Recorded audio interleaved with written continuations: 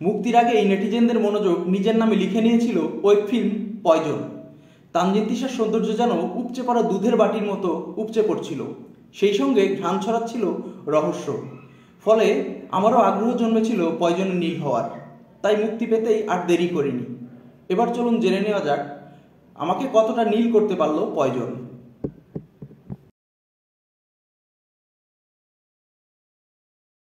এবার কথা বলবো গল্প নিয়ে। সিনেমাটিতে একটি ডায়লগ আছে, নায়িকার শুধু স্ক্যান্ডাল নয়, স্ট্রাগলও থাকে। বাট এই ওয়েব ফিল্মটিতেও সেই স্ট্রাগলের ছিটে ফোটাও দেখানো হয়নি। রূপালী থেকে রূপা মির্জা হয়ে ওঠার যে গল্প তুলে ধরা হয়েছে, সেখানে স্ট্রাগলের নামে যা দেখানো হয়েছে তা মূলত ছল চাতুরি ও কৌশল। কিন্তু এই বিষয়টিকে কোন আক্কেলে নির্মাতা স্ট্রাগল বলছেন ঠিক বুঝতে পারছি না। ছল চাতুরি, আপোষ ও স্ট্রাগলকে নির্মাতা সঞ্জয় সমদ্দার এভাবে গুলিয়ে ফেললেন। এরকম অসামঞ্জস্যতা আরও রয়েছে। যেমন রূপা মির্জার বাংলায় হাজির হয়ে মিহির জানায় সে রূপা মির্জার এক্স হাজব্যান্ড জয়নালের হিস্ট্রি সম্পর্কে সরজমিনে তদন্ত করেছে। কিন্তু কথা হচ্ছে সে রাতে মিহির মূলত পার্টি নিয়ে ব্যস্ত ছিল, এরপরে সে পিছু নেয় রূপা মির্জার। তাহলে সে কোন সময়টাতে জয়নালের হিস্ট্রি সরজমিনে তদন্ত করলো? নাকি তাকে কোনো সুপার পাওয়ার দিয়েছিলেন নির্মাতা? সেরকম কোনো আভাসও তো পাওয়া যায়নি। এরকম ভুল ধরলে আরও অনেক ভুল ধরা যায়, বাট সেদিকে যাচ্ছি না। এবার একটি গুরুত্বপূর্ণ বিষয় নিয়ে কথা বলবো। রূপা মির্জার মুখ দিয়ে বিনোদন সাংবাদিকদের বেশ মন দিয়ে ঠেসেছেন নির্মাতা। তার মধ্যে বিনোদন সাংবাদিকরা শুধু ভিউয়ের পেছনে ছোটেন, তারকাদের ব্যক্তিগত খবর প্রকাশেই তাদের যত আগ্রহ, তারকাদের স্ট্রাগল তুলে ধরতে ততটা নয়। কিন্তু বিনোদন অঙ্গনের অনেকেই আছেন, শুধু সাংবাদিকরাই নন, তারাও ভিউয়ের পেছনে, ভিউয়ের জন্য লালায়িত থাকে এবং নিজেদের ব্যক্তিগত খবর দিয়ে আলোচনায় থাকতে চান।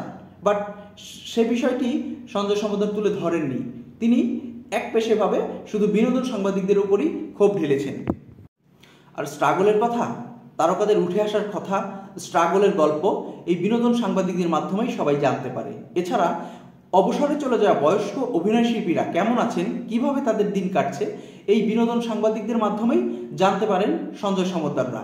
আমার মনে হয় সেসব নিউজ এই নির্মাতার চোখে পড়ে না। সেসব যদি চোখে পড়তো তাহলে তিনি, আমার মনে হয় না, একপেশেভাবে সাংবাদিকদের এভাবে বলতে পারতেন। আরও একটি কথা হচ্ছে, তিনি সাংবাদিকদের ঠাসায় মনটা না দিয়ে যদি গোটা নির্মাণে মন দিতেন তাহলে তার ক্যারিয়ারে একটি ভালো নির্মাণ যোগ হতো।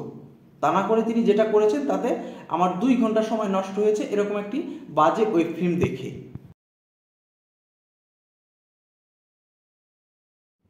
এবার কথা বলবো অভিনয় নিয়ে।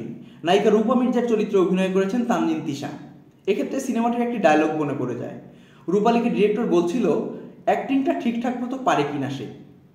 ঠিক এখানেই মার খেয়েছেন তানজিন তিশা। এখানে অ্যাক্টিংটা ঠিকঠাক মতো হয়নি তার যে কোনো নাটক দেখলে মনে হয় একই কাজ দেখছি। এখানেও তেমনটা হয়েছে। নাটকে যেরকম অ্যাভারেজ মানের অভিনয় তিনি করেন, এখানেও তার চেয়ে বেটার কিছু তিনি দিতে পারেননি। অথচ দেওয়ার সুযোগ ছিল। এত সিরিয়াস অবস্থার মধ্য দিয়ে গেলেও কোথাও এক্সপ্রেশনটা ঠিকঠাক মতো হয়নি তার। আর এরকম অ্যাভারেজ মানের অভিনয় দিয়ে নাটকে ঠিকই টিকে থাকা যায়, বাট ওটিটিতে নয়। এখানে যারা নাম করেছেন সবাই অভিনয় দিয়ে করেছেন, ক্ষমা দেখিয়ে না।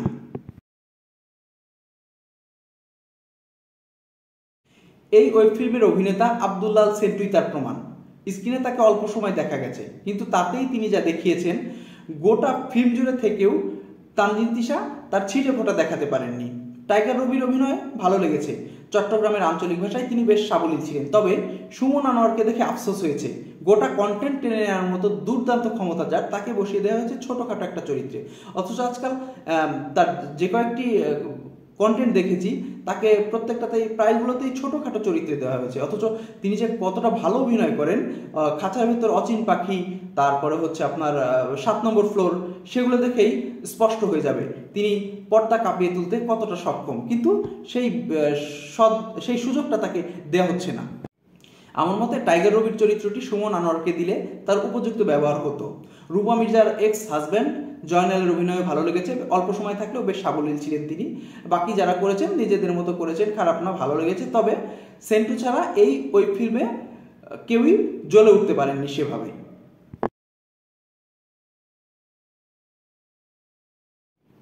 অথচ কথায় আছে, নির্মাতা চাইলে আনাড়ি অভিনয় শিল্পীর ভেতর থেকেও সেরা অভিনয় বের করে আনতে পারেন। তাই যদি হয়, সঞ্জয় সমদ্দার সেখানে পুরোটাই ব্যর্থ। কেননা সেটাই যদি তিনি পারতেন তাহলে 2 ঘন্টা ধরে তিশার আনাড়িপনা সহ্য করতে হতো না, সেই সঙ্গে তার নির্মাণ নিয়েও উঠতো না প্রশ্ন। সবশেষে বলবো, পয়জন যতটা আওয়াজ দিয়েছিল কাজে তার ধারের কাছে খুঁজে পাওয়া যায়নি, অথচ গল্পের প্লট ভালো ছিল, ভরপুর টুইস্ট পূর্ণ একটি কন্টেন্ট বানানো যেত, কিন্তু যেটা বানানো হয়েছে সেখানে টুইস্টের টও খুঁজে পাওয়া যায়নি। মাঝে মাঝেই গল্প ঝুলে গেছে, বিরক্তির উদ্রেক হয়েছে।